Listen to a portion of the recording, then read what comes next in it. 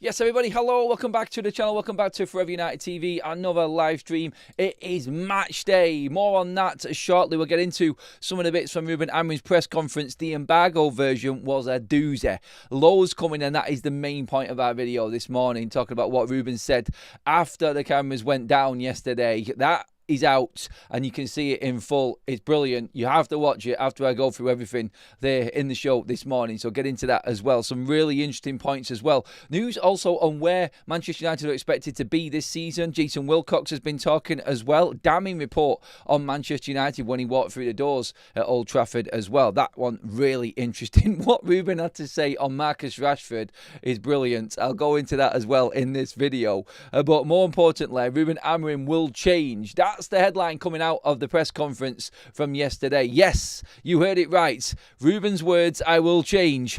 There's a little bit to it, and it's a bit more complex than as straightforward as that sounds. We'll talk about that, and we'll break it all down for you. Get into the live chat, give me your thoughts, get talking to your friends and fellow Manchester United fans in the comment section, please, there, if you're live, everybody. Drop your comments in if you're playing catch-up in the section below once this live is finished as well, everyone. Give me your thoughts. It is match day. We're excited, thank God. It's been a long week, hasn't it, at Manchester United? A very, very long week, and we've had to endure some really awkward, some negative reports coming out from the media, some interesting ones as well. And Ruben's come back fighting. And do you know what? Listen to the second part, the embargo version of the press conference. I listened to it all this morning. And do you know what? He's come out fighting. Do you know what? One thing I took from the press conference, the second part, and you tell me if you watch it later on. Of course, you're watching me first here in that one. We'll talk about it here. But Ruben's actually enjoying it. That's what came across to me. He's actually enjoying the to and fro. Now, that automatically triggered things in my mind. I asked Kaz the same question as well, and she said exactly the same thing. It's like he's talking like he knows he's safe.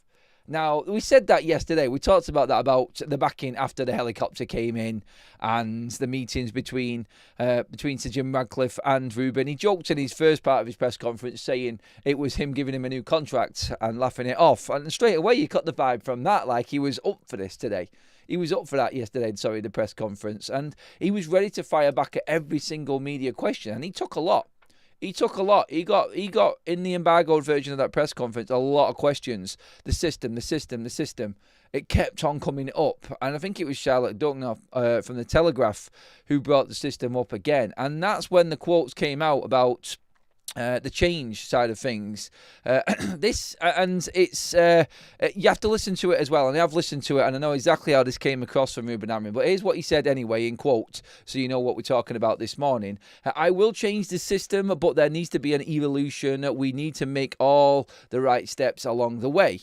I'm doing things my way, and some guys do things in another way, but the system will change. I hope I will have the time to do it, but it will change. So straight away you're thinking, oh, he's going to change things. You watch further on into that. Before that quote came out, he actually says, look, I'm doing it my way. There's nothing, because the questions was asked about Sir Jim Radcliffe. Did the system get brought up in conversation with Sir Jim Radcliffe? Is that why he came in? No, not even the Pope would change my mind on what I want to do. Look, basically, Ruben nailing it down. He ain't for changing. It's as simple as that. He is very, very confident in what he is doing. He did, however, go into a bit more context and detail as to what is actually happening at Manchester United, breaking it down. Yes, the data analysis and the statistics all came up again with Ruben, which has been the big play from the football club this week, probably to try and I think smooth over the negative side of things and United's results and where we are in the league table. But I think what Ruben was saying here, he was going down the line of, well, this system isn't what people are actually seeing it as at the moment. In fact, Harry Maguire has actually come out in another interview with MUTV and said exactly the same thing. So for me, it does look like the players are on board with him still.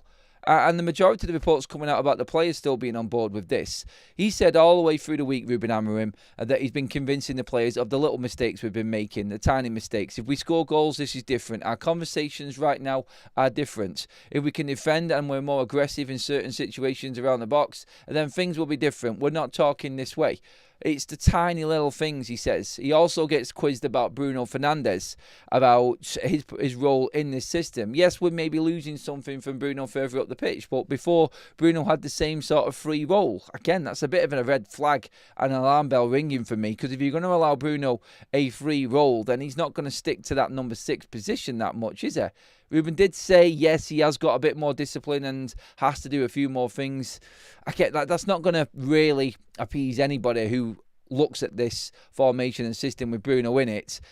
What Ruben's saying there, he's not going to convince them people and them Man United fans that that's the answer, because it's not, and we know it's not. And in time, that midfield role, if Ruben stays, won't be with Bruno Fernandes. I think we're all confident that that is what is going to happen, but it wasn't so much what he said. It wasn't so much what some people will say excuses came out with about not taking chances. It wasn't so much what he said about him not changing and the way that he's looking at the team right now and how he's seeing things differently and what they're working on the training ground, like Rob Dawson from ESPN asked him the question about. And all of that, the way that he was talking, the way that he was answering the questions was the big point on this. It wasn't what he said. It was the way he said it. Is what I took from the press conference. There's a man there that doesn't look like he's under pressure. That's how he came across to me. And it's just my observation, and everyone will have their own, obviously, as well. But Ruben in that press conference today there, I thought was a man that knew what he was doing, a man that knew what the plan was going forward, that had the confidence from the board behind him, and felt like he was fully vindicated in coming out and explaining what Bruno was doing, what his system was doing, and everything that he'd done so far this season. Because everyone behind him, it seems, feels exactly the same way. The full structure of this football club is behind Ruben Amorim at this point. And that's why we had that interview. And that's why he came out so bullish, talking about being able to change in the future. But he needs to get his message across. What he's saying, for me, in what he's talking about there regarding change and the players getting on board with it, he is trying to get into the psyche of the players. He's trying to mentally prepare them players to be able to deal with the adversities of what is coming further down the line. It's like he's starting from scratch in a way, in how he's explaining it. That's how it comes across. And obviously, we've had our conversations, and I'm not changing my mind about how concerned I am about everything going forward. I'm purely basing this off what Ruben has said in this press conference and how he said it and how he's tried to explain it. It is all going down the mental determination of these players and how they adapt to what he wants. The system isn't. And Maguire said this. He said, we're playing a back four in the game. People don't pick up on it. It's not always the same formation. It changes all of the time. Well, the stats from The Athletic didn't pick up on that, because they say that Man United have adapted their formation only 7 times this season in comparison to other football teams in the league, approximately between 20 and 40 times this season in the Premier League alone. So in them 4 games, United have only changed systems 7 times, whereas teams like Forest have done it 40 times. I don't know, but the players not. As long as the players are on board with what Ruben wants, then you could clearly just say then it is just that mentality issue that Manchester United players have got, which Ruben does talk about a lot. And when we said that it's not this, when he said it was not the system in the first press conference yesterday, we were saying, well, if it's not the system, it's not the formation, it's not what he's doing, then it clearly is Ruben saying that the players are just not fully prepared. And I think he's been very careful in how he's come across, in not throwing the players under the bus. Like, look, it's not me, it's not my system, it's never going to be my system. This system works. Clearly, it's got to be the players. Like, they can't handle it. Well, we will see. He feels like it's going to change. The club feel like it's going to change. And yeah, do you know what? In all of this, I could be stood outside Old Trafford later on talking to you, having been battered by Chelsea, and go, we just had the wool pull over our eyes for another week there by the football club, talking about statistics, talking about the data metrics and analysis from the games and how we're doing, and the XG, the touches in the box, the chances we're creating, the percentage and territorial play that Manchester United are better on, blah, and we lose badly to Chelsea, and it's like, what was the point?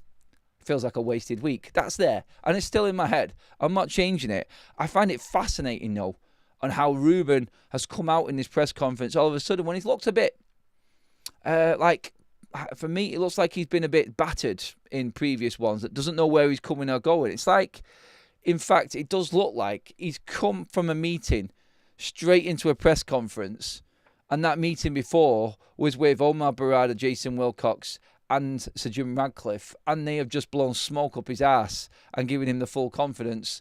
And he's got into this press conference with that air of, like, it's not invincibility. That's probably a too strong a word, to be honest. But there's a real air of confidence in how he's talking in this press conference. And I feel like that is probably the biggest thing to take from this. It's like they are fully determined to make this work for Ruben, no matter what we say. And this is why I want to make the point and make it very clear to everybody. I'm not convinced. I'm only going to be convinced when we see results on the pitch. I ain't flip-flopping now to worrying, to going from worrying in the start of the week after that derby and what I'm seeing in playing Ugarte and Bruno and not getting Mainu in the side. And then we're not going to probably see Ahmad again at right. But all of that I've said already, I'm still there with it. I'm completely there. But I was, with this press conference, impressed with Amorim's demeanour and how he actually came across. But is that a false sense of security in that we've been tricked into thinking that they are fully confident something big is going to happen? Now, you all know I've predicted Manchester United win today.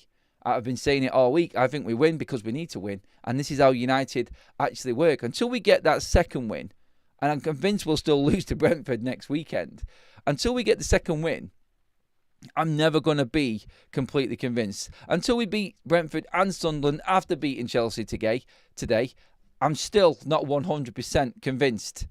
I want to see more in the games. I want to see more control in the games. I just don't think we're going to get it with Bruno in that midfield there. I don't think the defence understands the system fully yet and they're still adapting. If you had an absolute baller in their midfield areas, then I think the defence would feel a little bit more secure. And where I like the way he is and I like his whole demeanour and confidence right now, I still want to see more on the pitch. That's where I'm at from that anyway. But that was the basis of it. There's more to come out from this, but I'll get your thoughts on it. Have you actually watched it? Have you seen it? Give me your opinions on this in the live chat, everybody, please. And let's get into this now. Thank you for all of the likes already. Please keep smashing the like button, everybody. Make sure you hit the subscribe button as well. Let's get up there. It's a big day for Manchester United today. Manny with a super chat says, I can see a split strikers and Bruno and Sesko as 9s, Bruno as the 10 behind them and parts of the midfield 3, Mainu as the 8, Casemiro as the 6. We could probably all see a lot of things, Manny, to be honest. And I think I've said it myself before. If these players understand the adaptability side of this system and are able to stock that midfield with bodies and stop Chelsea running through us, because they will, with Enzo, with Caicedo and Cole Palmer in there. I don't know who the other midfielder is going to be, because Reece James played there next to Caicedo the other night with Enzo further forward. That's how they've been playing it recently. But look, United need to have bodies there. We haven't got the same quality. We have to just accept that. So you counter it. This is what Brentford did the other day. Brentford had one man up front. And that ball was a quick transition over the top every single time. That's how Brentford killed Chelsea in that game. This is how United are going to have to play. It sounds embarrassing that United have to sort of think about what Chelsea are going to do. Well, Chelsea are a miles better side. And this is where you need to start managing instead of coaching, like I said yesterday. You have to put the right players in the right positions and actually look at the strengths of your opponent and stack it out in there to stop them playing. And then maybe it gives you confidence to do what Brentford did. And it was. It works. It works really well for Brentford. Their intensity was absolutely bang on point. And United can take a leaf from that game and from Brentford's book there and just say that's how we should be playing today. Just to accept that Chelsea are in a better place right now. Be combative, get about them. The chances will come. We have got good players up there. Mbeumo and Cunha, if Cunha plays. Hopefully Benjamin Sesko also plays as well. We've got ballers up there that can do something. You have to be combative. You have to look at stacking that midfield out against Chelsea. Maybe we'll see that today. Let's see. Well, everyone's opinions on how this system is going to work are always going to be changing forever and a day, in fact, because we see it from Ruben himself. He doesn't look sometimes like he knows what he's doing in games. And I think his in-game management will be judged today as well, substitutes and things like that. So let's just see on this one. Let's get a few more comments in now. Tim says he's been given the vote of confidence because he's their man, but surely Radcliffe must have talked about him changing the system for the good of the club. I just don't think... Would you listen to Sir Jim Radcliffe if you were a manager? Sir Jim Radcliffe comes in, what does he know about football? I'm sorry. Sir Jim Radcliffe's a businessman. Yeah, he may watch football, but he knows nothing about football. I don't think Amorim's going to listen to him. And I think that's when Ruben talks about the banter and the to and fro in between both characters, him and Sir Jim Radcliffe. I think he talks about this. I think that's where that comes from. I think that's Ruben saying, look, we have our conversations, we joke to each other, we swear at each other and things like this. It's like, you do your job, I'll do my job. I think what is very, very clear is what's necessary and what's needed in the future. And we'll come on to that in a minute. But I don't think Sir Jim Radcliffe would even, his opinion would even resonate with Ruben Amorim. I don't think he'd even listen to it. I think he'd laugh it off, to be honest. I think he just needs results, Sir Jim Radcliffe. And Ruben in the press conference did say, I just want to win games. I just want to win games. He kept on saying it throughout the whole press conference. Guys, I just want to win games. You've heard him say it so many times before. Again, it was there in every single part of that press conference today. He just wants to win games, and he is fully convinced that when we win games, the confidence within the team will come back. If we win, we're confident. We're not even having the same conversation. This is why I think United might get something today. I really do. More on that in a bit when we get towards talking about the game later on today as well, when it gets closer to kickoff. We can't allow Palmer the space that we have given other teams tonight. We will get mullered. Sesko will have to drop in today, and Bruno has to stay disciplined. I think it's a no-brainer. Obviously, everyone knows what United have got to do today. I'll give him 3 games at 7 points minimum. Otherwise, he walks, says Gareth. I think these 3 games are massive for him. I do believe there is an element of that negative talk that was coming through at the start of the week from certain journalists about him having a certain amount of time. I think that is there. I think that is still there for Manchester United. I think there is talks behind the scenes about what if these results don't get better. I think maybe the hope is that these players now realise they have to start performing. They have to get better. Because if they're on board with Ruben, then they're the ones that have to do it. Manchester United hasn't lost to Chelsea in 13 years at Old Trafford. I'm scared because of that stat alone and all of these records that are being broken, the wrong side of things for United at the moment. It is worrying going into the game, like what's going to happen, but just trying to stick to the press conference now Ruben is and the mindset of that man right now. I think going from what's been said yesterday now, there is no chance that he's going anywhere. I don't expect him to be gone. I think he has definitely got the next 7 games anyway, which will take him to through the last international break, into the busy Christmas period. Then we go, and that I think is when judgment will come. If he is still floating just about with his head above water, mid-table-ish, I think they'll cling on to that. Because the next bit of the show that I want to talk about is the stories coming out, and it was Ben Jacobs saying this as well, that Manchester United are demanding European football from Ruben Amorim. But Champions League isn't being calculated into the finances or being calculated into their plan as such. So Ruben has to get Europa League or Europa Conference League football. I mean, God, the Conference League. If United are in that, you expect United to win that. I don't know if they're just fully accepting here, Manchester United, that that's where this team is. Manchester United and the money we've spent, that's where we are. We should be aiming higher. I don't like the fact that Champions League isn't in Ineos's reckoning. That worries me. That concerns me a lot that they're not aiming that high. You need to be in there. European football will bring Manchester United what they want, and they have a plan. The next, 5 years, I think Omar Barada said when was talking about the finances. It was in and around the stadium unveiling sort of period of time. I know my brother was saying, we're calculating not being in Europe this season, but then obviously needing to be in the likes of the Europa League going forward. God, I hate the Europa League. I really don't want to be in the Europa League because it just brings back constant Sunday football. It's so annoying. Again, with this whole European thing, there is a part of that you would say, well, okay, you need to get a lot better than what you are now still, then, don't you? Because to get into the Europa League, you need to be top 6, and we're a million miles away from that now. So top 6 is completely out of the equation right now. Man United need to get a lot better. But what they've given him there, I feel, is enough room to keep him at the football club, because you're not going to be fully cut adrift of the Europa League places until maybe, February, that sort of time of the season, where it just looks a bit too much. Whereas right now, you could easily win a couple of games and you're straight back into the top 6, top 7, and you're there and you're competing. As long as he's in and around there, I think he's safe. Because a win today, I mean, when you look at the league table today, I mean, in fact, if Manchester United... Let me just bring up the actual league table on my screen now, just so I know what I'm talking about. Bear with me 1 second, everybody. Right, so, for instance, Manchester United get the win today. They could be up as high as 1 point behind Chelsea themselves, which kind of puts everything in perspective about the starts of the season. Look, that's the table. The issue I've got is 1 win in 5 off the back of the season we had. That's been my argument all along.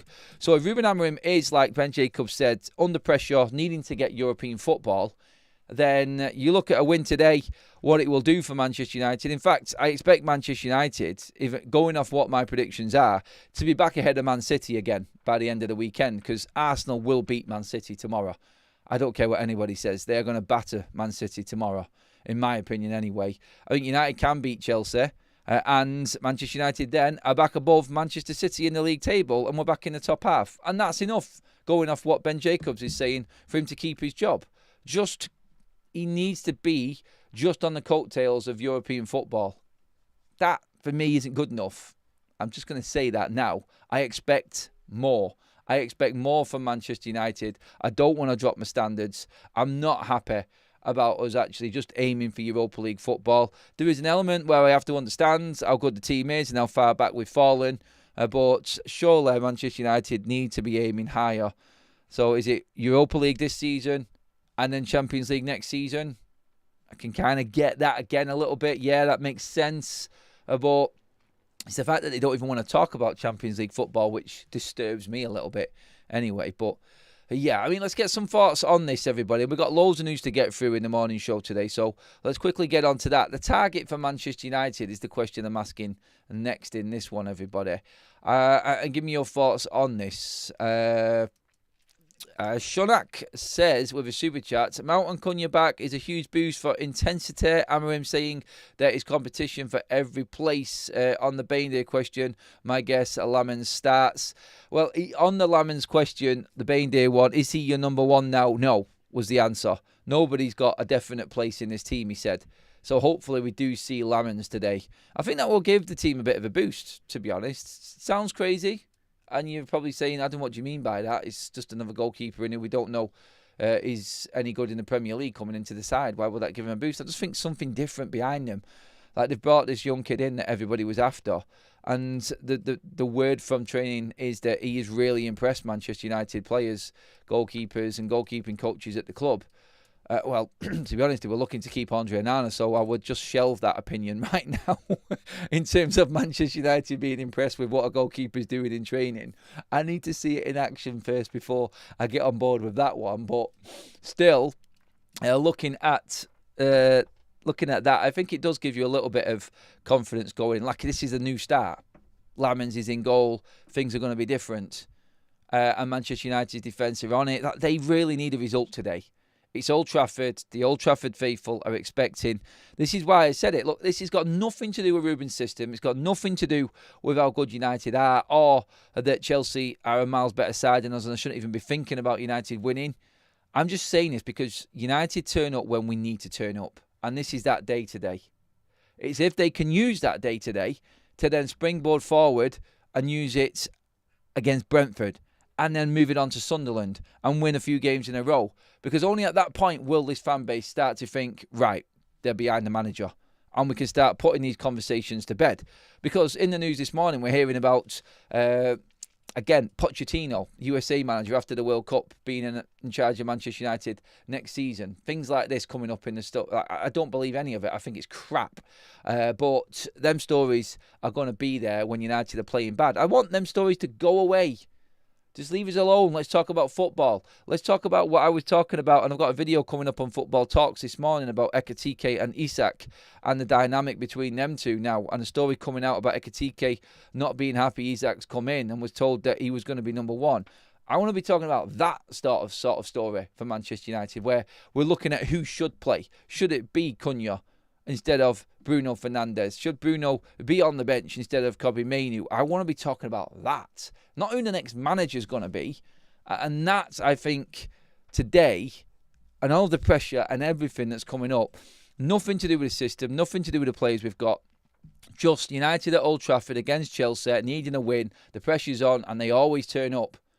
And that's why I think United will win today. I cannot give you anything behind it. It's just the feeling, and it's the Adam Matchday Manchester United fan coming out. Yes, I might be stood outside Old Trafford later, completely numb, looking like an absolute idiot after what I've said this morning. I'll take that, because I'll always be honest with how I feel and how I am. And as a fan right now, I just know that something needs to happen today, and that's why I think we'll win. I do. And I know you can laugh at me and just say I'm an idiot for just coming up with that being the reason, but that's how this team works. And I think it will be proved today. If not, I'll stand there, I'll take the L, and I'll go and sulk for the rest of the weekend. Honestly, if we lose today, it's going to be a difficult week. And we're going to be talking about Ruben again. I don't want to be talking about Ruben after this game today. I want to be talking about Manchester United players and how they've responded to him. That's what I want. I'm not confident, no. But anyway, more stories and more news coming out. Ruben Amorim under pressure. Why would they add more with the Champions League, says Carlson. But they're not, really, are they? Look, they're not. Look, remember what Matheus Cunha said? Pressure is a privilege. Why would they add more pressure with the Champions League with him under pressure now? Do you know who we are? Yeah, the last time I checked, that was, biggest club in the world, Manchester United, Carlson, mate. That's why. And that's one thing that I'm not happy about when it comes to Europa League being Man United's target. I'm sorry. This team is good enough to compete. They need to get a grip. That's Manchester United for me, mates. I'm not allowing my levels to drop. Simple as. There's an understanding and there's an acceptance of where we're at and the developments and the problems. I get it, mate. Thanks for the super chat, buddy, by the way. I get everyone's opinions, by the way, and you're not wrong. It's just mine. It's mine coming back, and me giving my opinion to yours is where I'm at with this right now. And I just know that there is more to come. There has to be. Otherwise, there's no point to anything. There's a lot more to come for Manchester United anyway. But that was the story from Ben Jacobs regarding Manchester United's expectation levels. A lot of people would just say that's probably about right. That's normal. That's where it should be. This team isn't good enough. Well, yeah, fair enough. Let's see.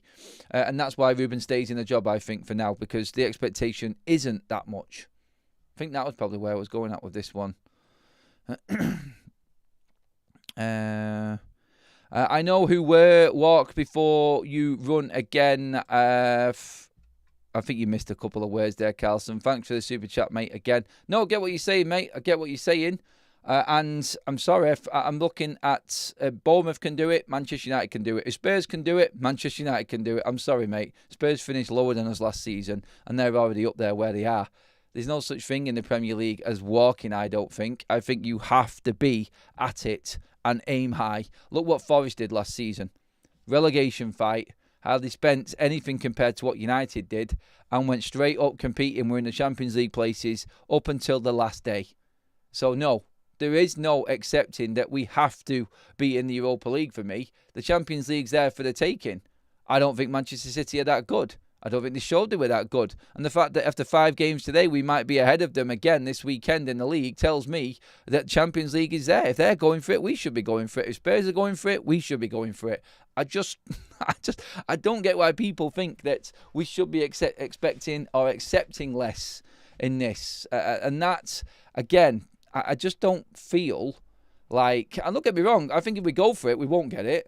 I think we'll fall short, but if we do fall short, we'll comfortably finish in the Europa League. If you're aiming for the Europa League, then you've got a chance of just dropping out of it and finishing 8th. You should be aiming higher, and then you'll finish higher.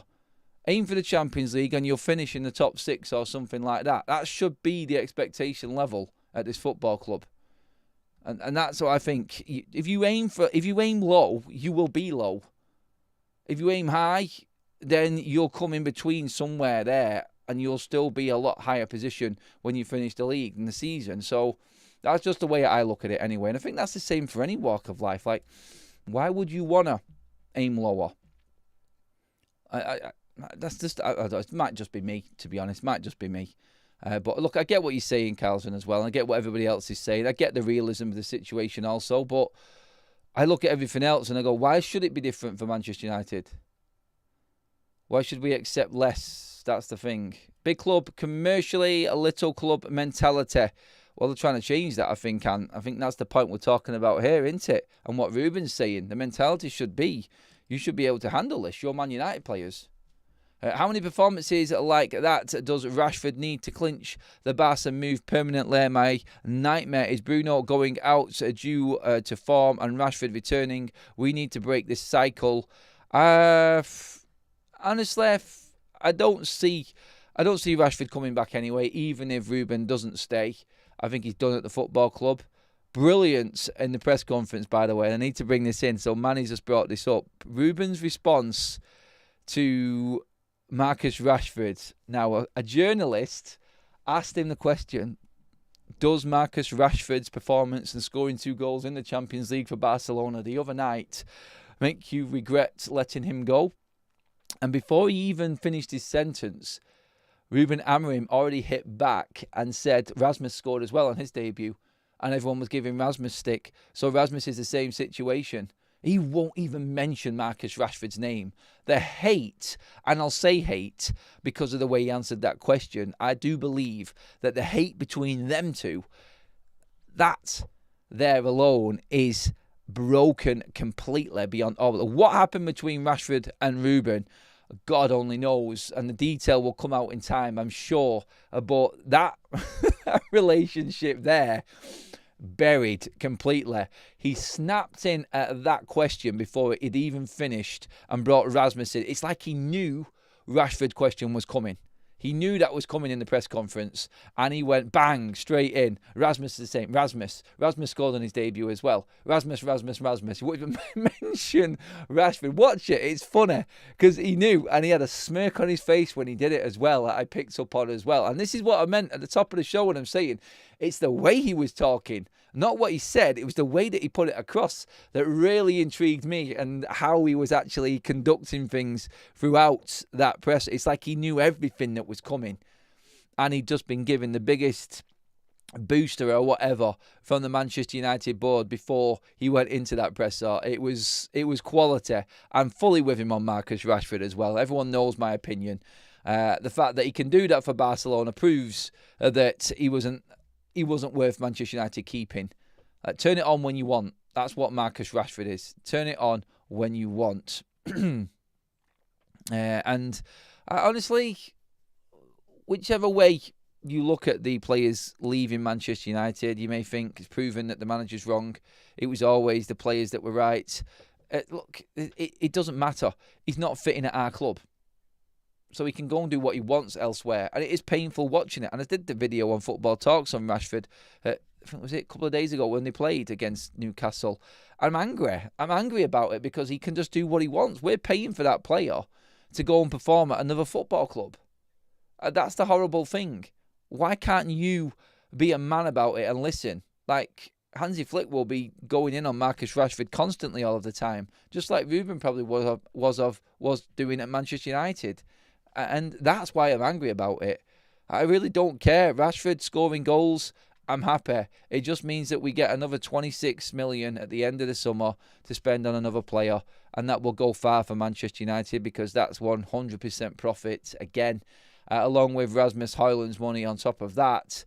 That is decent. That's about 70 million right there for Manchester United. If Bruno also goes, if we do get Europa League football and we do sell these players like we are looking likely to be doing now, plus the wages that are being rid of that wage bill from these players leaving. And United have got a good summer coming up, and it's another rebuild that we can do off the back of what we've actually made.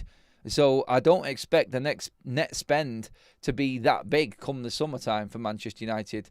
And I think United have known this all along. That's why that story came out about the 105 million going extra onto the revolving credit facility. So that, I think, is in plan for what's coming this summer. You think about it. They haven't spent the Garnacho money yet. They've still got to move Sancho, Rashford, Casemiro, Harry Maguire, Bruno Fernandes' wages off the books, which is over 50 million a season, by the way, and some.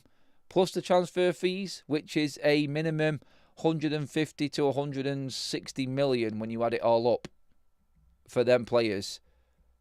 That's Man United's summer sorted. There is talk about Elliot Anderson again coming in January in the headlines this morning. So that again is like Manchester United looking at the key area, the midfield area, and we could have a busy January transfer window coming up. Everybody, them stories are still circulating. Obviously, we are looking, I think, long term right now. More importantly, is the games and what's happening. But yeah, I think January is going to be big for United. Don't want to touch on it too much because there isn't anything really that can happen right now. It's all about the football and Ruben really right now. But don't forget today, everybody, we're at 11 Central, around about 1 o'clock today. That's the bar at Salford Quays. If anyone wants to come over and have a drink, come and say hello early doors before kickoff. We're in at about 1 o'clock. Plan your day. Look, it's crap weather. It's raining all day, so you might as well come inside, have a drink, maybe have something to eat, say hello. We'll have a bit of banter and a bit of a chat before heading over to the game later on. So, yeah, if you're out and about, if you're in and going to the game today, come over to Salford Quays, the bar in there at 11 Central. We're going to be there with a few of the mods, having a bit of a chat. So, if you're out, come and say hello. It'd be good to see a few people as well. Don't forget today also, everybody, Match Bingo, our match day sponsors, absolutely smashing it at the moment with the discounts and the offers. They want to keep on giving FUTV members and people running through my promo code the best opportunity. It's working well. Everyone's getting wins. I'm loving it. I've just dropped the promo code link in again in the live chat. The QR code is up on the screen as well. Download the app through my link there. Use promo code FUTV. And honestly, 200%, I kid you not, that is the booster that you will get on your deposit. It's £2 a game. Think how many games you could actually get by using that. So please gamble aware. Don't spend above your means. Of course, everybody, be 18 plus and a UK resident to actually download the app. But it is as simple as playing bingo with things that happen in the game. Hitting the bar. A goal in a certain minute, a headed goal, left-footed goal, right-footed goal. If you've got them on your card, instead of the 15 bingo numbers that you would usually get in a bingo hall, they just get ticked off as you go through the game. And honestly, people have won 200, 300 quids on these games. It's dead easy. Like 5 in a row, you get 25 quid. Jackpot's up to 250 quid in the game today against Chelsea. Get on to Match Bingo now and get your cards, people. Get there quickly. Also, we have a free fantasy football game running as well today for everybody over on Big Up. Get your teams in. Pick 5 players from today's game. 5 between United and Chelsea players. The link is in the description, everybody. Fantasy 5 is there, people. Get involved in that today, everyone. There's a few in there already. So we're going to be doing this, and there is going to be prize money going forward into the season as well. But for today, it is free to enter as well. So get on there now and make your team. You have to pick 5 players from both teams today. At least 2 players from one team. So pick what you think is going to get the most points. Normal fantasy football rules apply. Bookings, minuses, goals, pluses, and all of that. It's all explained on the game there. The link is in the description, everybody. Get involved in that as well. We're looking to get our biggest competition so far this season on that one. You realise how much Bruno is loved at Manchester United? Question mark. He pays for women's team staff tickets, family and friends, etc. If he don't like the owners and does what he wants, don't you think the rest will follow? Look, Bruno sets standards off the pitch, but again, Manchester United only run well when Manchester United's first team is winning. Nothing else matters. I don't care what happens off the pitch. That's great. and it will be talked about even more if United are winning. United just need to get wins. They need to start winning games. It has to start today. It really does. And the whole club is in a complete shakedown at the moment. In fact, what actually Jason Wilcox said is another interesting point. I just want to talk about that quickly as well, because he's opened up about his time when he joined Manchester United, and Nate Salt has pulled out an extract from his article as well. So Jason Wilcox talking openly about his arrival at Manchester United, and this is really interesting. Listen to this. This is what Nate Salt picked out from the Wilcox interview. It has been a roller coaster, as in his time at United. I came in last April, around 18 months ago, and it's been a real challenge, I can't lie. I thought the club was in a much better place than it was. We had no football in identity. We lacked alignment between ownership, the CEO, football, and the academy. We've just been working so hard behind the scenes that there's been a lot of work that's gone on to change the staff. The football club needed to go through a period of transformation. Forget the redundancies. The whole structure of Manchester United needed to change. And now we've got a platform to rebuild. I pray we get the opportunity to turn things around. I pray we get the opportunity. Again, it's just somebody talking there, because Ruben said the same thing when he was quizzed, and he said in his press conference about being able to change. I will change, but evolution needs to come first. I just hope I'm here to make the changes. Jason Wilcox, I just pray we get the opportunity to turn things around. Like, everybody's fearing that they might not be part of what they've started to rebuild here. There is a full conviction behind everybody at Manchester United. Now, you can say this is just trying to pull wool over the fans' eyes again, but there seems to be a real togetherness and a real conviction in what these people are saying. Wilcox, Barada, Ruben Amorim. There's so much there, like, that they want to do it all, and it just seems like everybody's futures at this football club stem on Manchester United's first team winning games. It's like they've come together this week and everybody's had the same conversation. It's like, guys, we need to win. We need to start winning football matches. This team needs to start getting up there. Everything that's going on behind the scenes is working. Everything has been changed to bring results on the pitch. The academy teams winning. The women's teams winning. The Manchester United's women's team, by the way, honestly, absolutely phenomenal right now. Unbeaten, 100% record, even in Champions League qualifiers. They have now actually qualified outright to be in the Women's Champions League this season. At Manchester United's women, the academy levels, and the work going on behind the scenes, everything else, everything is in place apart from the main thing that needs to be right for this club to tick and operate properly. And that's the first team and winning matches. That's the one thing. And it's like everyone's come together. It's like your jobs are all on the line. This first team has everybody's jobs and lives on the line and got them in their hands. And it's what they do on the pitch. There has to be success now on Manchester United's first team. Otherwise, everything else, it just seems absolutely pointless and worthless. All of the work, and this has been the big push this week, it seems. Everything going on behind the scenes is all geared towards helping Manchester United's first team, but they need to perform. They need to get it right on the pitch. That's what's happening, I think, at Manchester United now. And let's see. Let's see what happens. Let's see how this goes down, because it's going to be really, really interesting in terms of today with Chelsea. More on the game, obviously, later on as well, everybody. And we will do a little road trip video later on and put that out, giving our thoughts going in, what I think the team's going to be, things like that. It's a little bit different, the content today. I will be doing more on football talks later on with the watch-alongs and whatnot, but we're at Old Trafford early today, so can't do that.